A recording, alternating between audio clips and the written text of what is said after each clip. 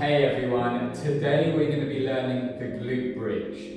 This is an exercise which we believe should be done consistently in some form or variation as part of your strength training. The reason being, unsurprisingly, it strengthens the glutes, which are your support muscles, your primary support muscles for your hips and your lower back. Your hips and your lower back are an area of the body which tend to become weaker over time due to modern day life of too much sitting at work or sitting at home and just general inactivity. So it's really important to strengthen the muscles that support this region. The setup for the glute bridge is simple. We're going to come onto our backs and tuck our heels into our butts so we can touch or almost touch the backs of our heels. From here, I want you to think about pressing the lower back into the floor, not too hard, but just so you feel that connection between the lower back and the floor. And then I want you to think about squeezing the glutes in order to initiate the movement. So engagement in the glutes, drive through our heel and forefoot. So we're using the whole foot to push into the floor. And by squeezing the glutes, I'm just raising my hips up towards the ceiling, finding this nice neutral spine position at the top, and then slowly lowering down. So to break this exercise down a little bit more, what I'm doing is driving through my whole foot, squeezing the glutes, and coming into what's called a posterior pelvic tilt.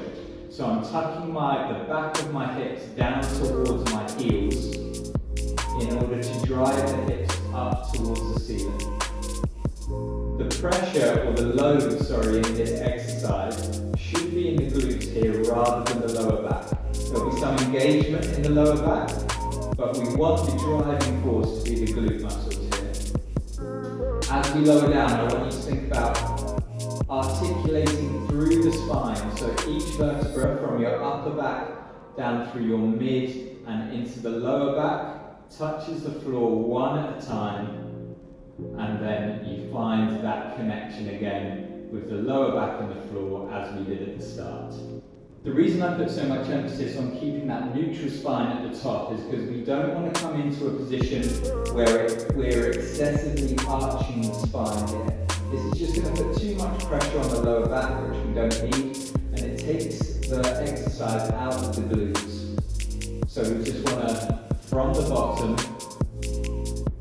tuck that pelvis towards our heels, find that neutral spine position, so there's a nice long line from my knees down to my chin, and you should really feel that squeeze in the glutes here, and then slowly lower down, one vertebra at a time.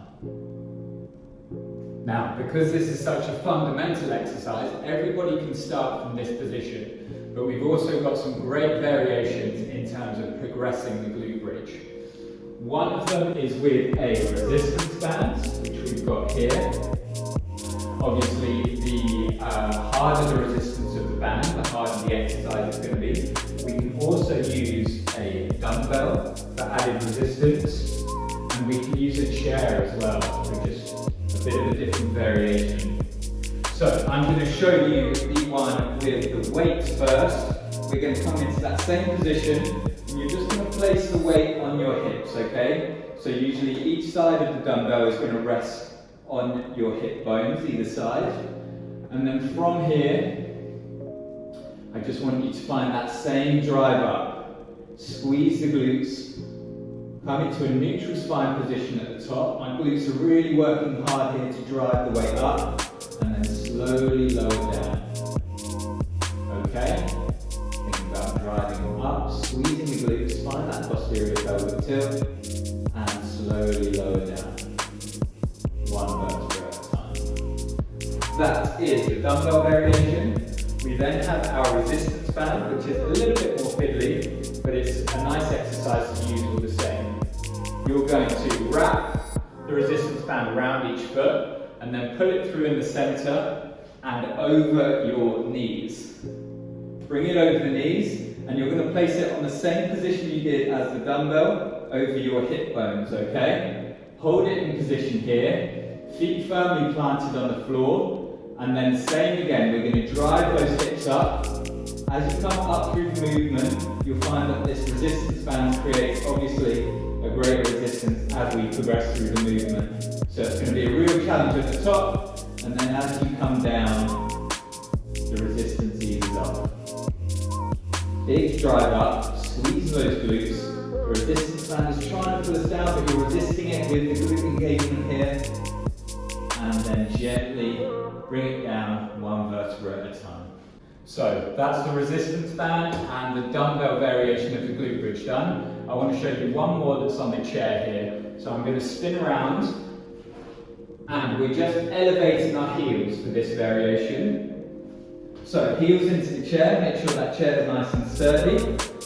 And then we're creating that same engagement in the glutes. Drive the hips up. You'll feel that there's a little bit more hamstring, so back of the thigh activation in this position. And you can create a much greater range of motion as you come up. Lower down. So you'll see I'm going 2, maybe 3 times more range from my bottom position here up to the top, as I did with the standard floor glute bridge. So this is a really advanced variation that you can use once you feel comfortable with that glute bridge and added resistance. There is also a single leg variation, but we're going to create a separate video for that, as there's just a little bit more technique for us to walk you through. As always guys, with all of these exercises, make sure we're not working through any pain or discomfort. We want to get really, really good at the basics. Make sure you focus on that form. Once you're comfortable with the form of an exercise and you feel like you've really nailed it and mastered it, then we can move on to a harder variation. Thank you so much for watching. Make sure you like the video and subscribe to our channel for more exercise tutorials. And also check out our 20-minute strength program, which helps beginners get strong in just 3 20-minute workouts a week.